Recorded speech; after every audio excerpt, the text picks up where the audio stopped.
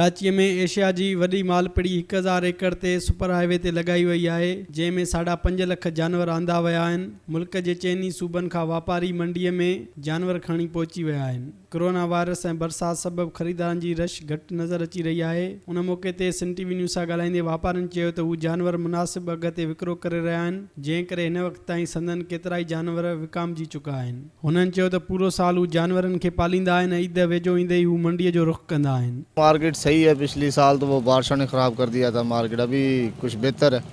कुछ पार्टियां जो है वो अच्छी आ जाती हैं, सही पैरों की होती हैं, सही है। लोग ये समझते हैं कि बारिश होगी तो फिर माल सस्ता हो जाएगा, ऐसा तो होता नहीं है, क्योंकि लागत तो वही लगी हुई होती है। ख़रीदारनि चयो त अॻे साल जी भेट में हिन वक़्तु जानवर जे अघनि में इज़ाफ़ो थी चुको आहे, पर खेनि क़ुर्बानी करणी आहे, उन करे हू जानवर ख़रीद करे रहिया आहिनि। जानवर तो बहुत महंगे हैं, ऐसा लग रहा है जैसे पता नहीं कि पैसे दरख्तों से लेके आ रहे हैं, क्या करें।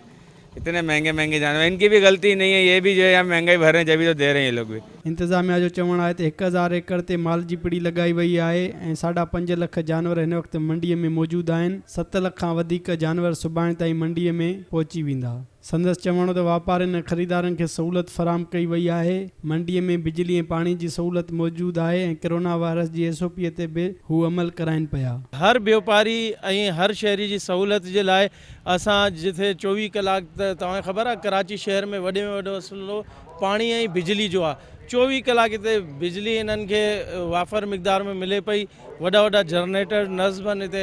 ॿिए तरफ़ सिंध सरकार पारां मालपड़ी जो वक़्तु सुबुह 7 बजे खां राति 11 वॻे ताईं मुक़ररु कयो आहे, जीअं शहरी आसानी सां जानवर ख़रीद करे सघनि। कैमरामैन कलीम खुकर सां गॾु अब्दुल ख़ालिक मंगी, सन टीवी न्यूज़, कराची।